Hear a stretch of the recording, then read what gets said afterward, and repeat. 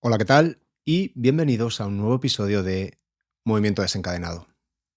Hoy con otro episodio de los tipo homilía en los que os voy a contar ciertos temas, como de costumbre relacionados con el movimiento, que sobre todo a mí me resultan personalmente fascinantes.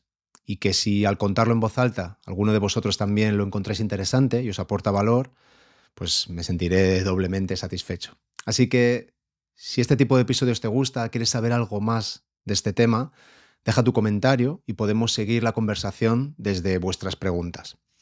Antes de empezar, tengo que pedirte un favor y que sepas que es el único favor que voy a pedirte mientras exista movimiento desencadenado.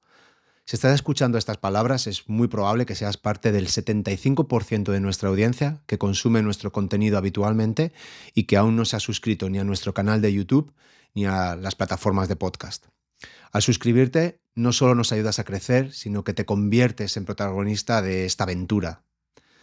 Tu apoyo nos permite disponer de más recursos y acceder a invitados cada vez más interesantes. Y lo más importante, seguir siendo una fuente de inspiración para moverte más, explorar tu mundo y crecer como persona. Este es tu podcast y queremos que se convierta en el mejor del mundo sobre movimiento en español. Así que si quieres acompañarnos en este viaje, por favor, suscríbete ahora mismo y nos estarás ayudando mucho más de lo que piensas. Y hoy voy a hablar del rol que tiene la atención en el aprendizaje de movimiento. Y tengo que empezar con una premisa fundamental que tenemos que tener en cuenta para entender las relaciones entre atención y aprendizaje motor, que no es otra que conocer que nuestra capacidad de aprender está directamente conectada con nuestra habilidad de prestar atención a aquello que es más relevante para ejecutar una tarea. Y además hay que hacerlo en el momento adecuado. Es decir, no podemos aprender algo si no le estamos prestando atención. Y ojo, que cuando me refiero a atención, no solo me refiero a atención consciente, sino también a la no consciente. De hecho, una de las pruebas más evidentes de que alguien ha alcanzado cierta maestría en una habilidad concreta es que es capaz de ejecutar los movimientos necesarios con mucho menos ancho de banda, tanto cognitivo como físico. Y es que la búsqueda de estabilización, quédate con este término, es una de las características de nuestro sistema nervioso en lo que se refiere a adquisición de nuevas habilidades motoras. El término estabilización en este contexto se refiere a la formación de patrones de movimiento que son consistentes y coordinados tanto en el espacio como en el tiempo. Esto significa que a través de la práctica los movimientos se van a volver más sencillos, más fluidos y más automatizados. Y se va a ir logrando un equilibrio y una consistencia en cómo y cuándo se realizan. Pero de este tema hablaré en otra ocasión. Ahora vamos a volver al tema que nos ocupa hoy, que es la atención y el foco atencional. Entonces, te voy a poner una situación. Imagina un gimnasta, momentos antes de hacer su último salto, compitiendo para conseguir la medalla de oro en los Juegos Olímpicos.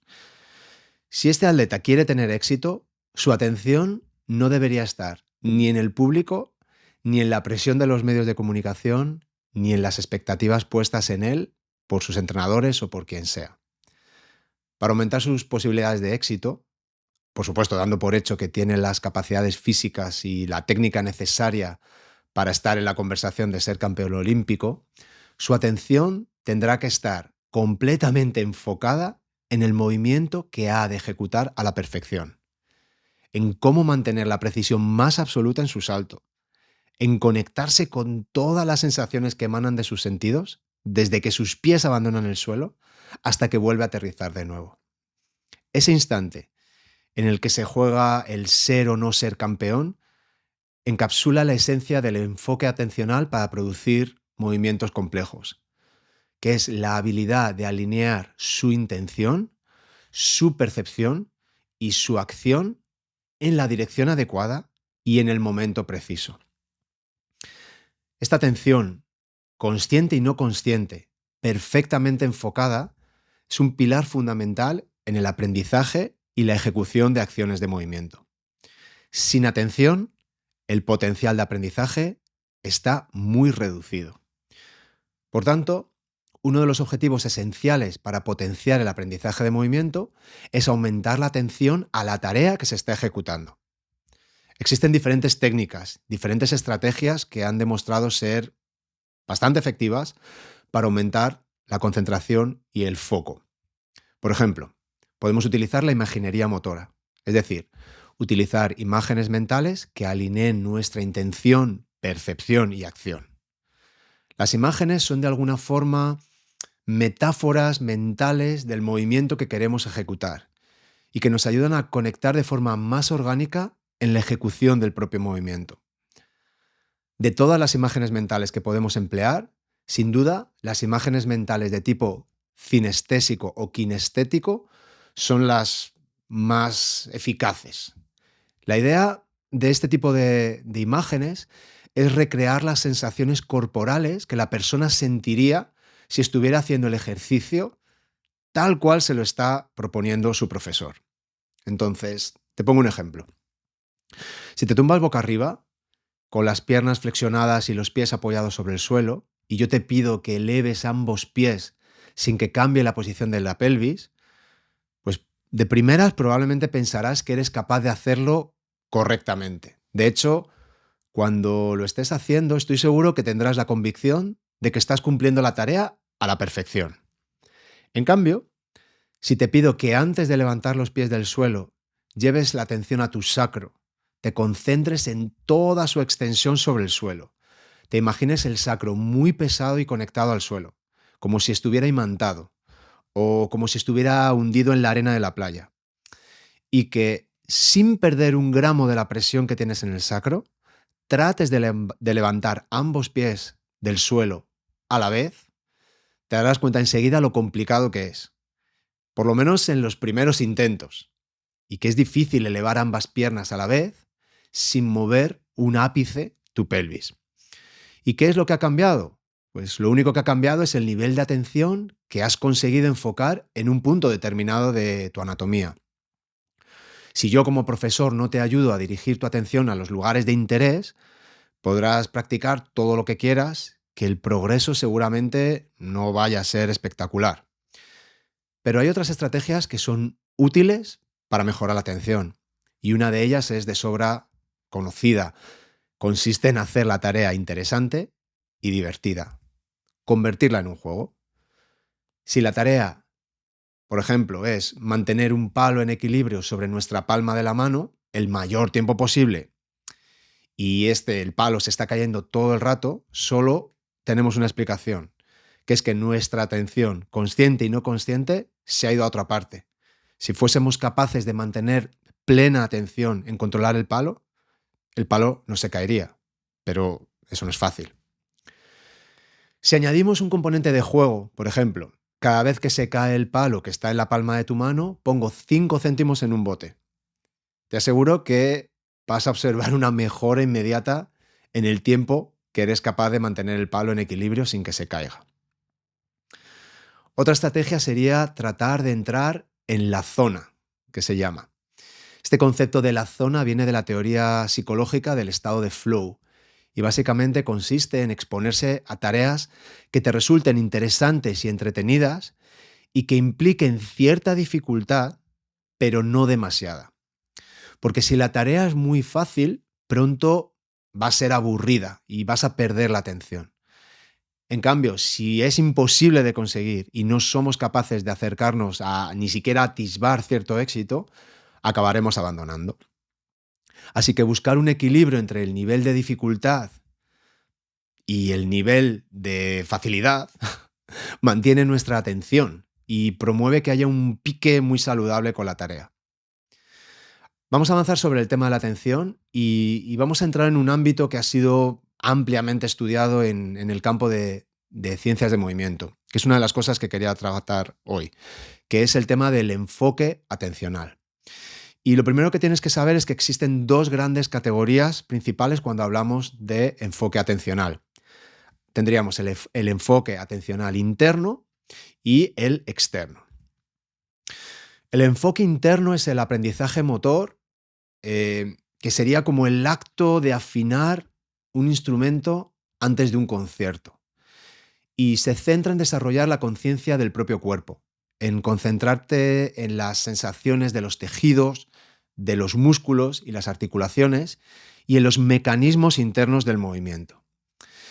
El enfoque interno nos ayuda a internalizar y ajustar movimientos y crea una base sólida para la ejecución de tareas en el futuro. Entonces te pongo un ejemplo. Si estamos levantando pesas, podemos concentrarnos en la tensión que tenemos en el agarre, en la mano, o en la posición de la columna vertebral. Si pensamos, por ejemplo, en un bailarín o en una bailarina, esta podría enfocarse en la posición de sus costillas respecto a la pelvis y en la distribución del peso en ambos pies antes del salto. Esto sería un tipo de enfoque interno. Y podríamos decir, y probablemente no estemos muy desencaminados, que el enfoque interno permite una mayor y mejor comunicación sensorio-motora, sobre todo en las etapas iniciales del aprendizaje. Y podría ayudarnos a establecer ciertas bases para movimientos más complejos y automatizados en el futuro. Pero también está ampliamente demostrado que una vez establecida una cierta comunicación a través del enfoque interno, el enfoque externo toma o debería tomar el relevo si queremos progresar tanto en la ejecución como en la aplicación de las acciones que estamos aprendiendo ya dentro de del contexto del mundo real.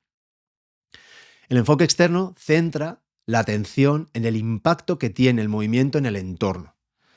Con esta táctica, el foco estaría en conseguir que la pelota dibuje una parábola determinada en el aire antes de llegar al aro, si nos referimos a un jugador de baloncesto. O en concentrarse en el último empuje del pie contra el suelo para aumentar la distancia de un salto. Esta perspectiva externa facilita la fluidez y la automatización y aporta cierta naturalidad al movimiento y nos libera de la sobrecarga cognitiva de pensar en cada detalle del movimiento. Insisto en esta idea para que quede bastante clara. El enfoque externo para un jugador de baloncesto sería proponerle visualizar el arco que tiene que hacer la pelota en relación a la posición del aro cuando hace un lanzamiento. Y el enfoque interno, en este mismo caso, dirigiría su atención a buscar 90 grados de flexión en el codo o 45 grados de flexión en la rodilla. Y aunque el consenso mayoritario establece que el enfoque externo es superior para el rendimiento y el aprendizaje, hay una perspectiva, que es la propuesta por investigadores llamados Aiken y Becker, que a mí personalmente me resuena un poco más. En sus investigaciones lo que encuentran es que hay mejores resultados cuando emplean una combinación de enfoques interno y externo. Han observado que se puede aumentar la eficacia del aprendizaje en fases iniciales gracias al uso del enfoque interno, pero también beneficiarse de la adaptabilidad y la flexibilidad en la práctica deportiva y la mejora del resultado final que nos proporciona el enfoque externo. Por tanto, y esto de nuevo es mi opinión personal, es esencial que tanto los entrenadores como los practicantes comprendamos la naturaleza complementaria de ambos enfoques. Para mí la virtud está en aplicar ambos enfoques de forma flexible y abierta para lograr los resultados óptimos que estamos buscando. Y no estoy diciendo que en las fases iniciales solo debamos usar indicaciones que fomenten el enfoque interno, pero sí que es posible que sean las predominantes. Igualmente tampoco creo que haya que dejar de usarlas completamente en fases más centradas en afinar el rendimiento. Los entrenadores o facilitadores o propuestistas, como dice mi buen amigo Robert Sánchez, debemos ser conscientes de cuándo y cómo guiar a los practicantes a través de esta transición. Y debemos hacerlo básicamente basándonos en la naturaleza de la habilidad que están aprendiendo y las necesidades individuales de nuestro alumno. Así que lo que creo que quiero enfatizar es que el enfoque interno y el enfoque externo no son mutuamente excluyentes, sino que son herramientas intercambiables en nuestro arsenal y que las tenemos ahí como entrenadores o también como practicantes de movimiento. Y que si aprendemos a dominar cómo integrar ambas de forma efectiva, lo que vamos a conseguir es situar nuestra práctica en modo fácil, dificultad sencilla. Entonces recuerda, lo que buscamos es alinear nuestra atención no solo para ejecutar acciones de movimiento con precisión, sino también para adaptarnos y responder de manera fluida a las demandas cambiantes de la actividad y del entorno.